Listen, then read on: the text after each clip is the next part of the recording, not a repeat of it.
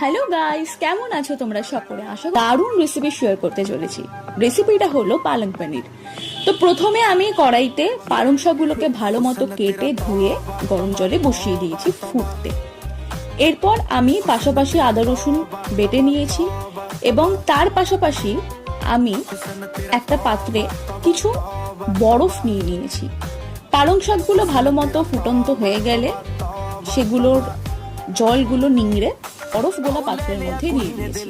এরপর আমি মিক্সারে কিছু লঙ্কা, টমেটো এবং পালং শাকটাকে দিয়ে ভালো মতো একটা পেস্ট বানিয়ে নিলাম।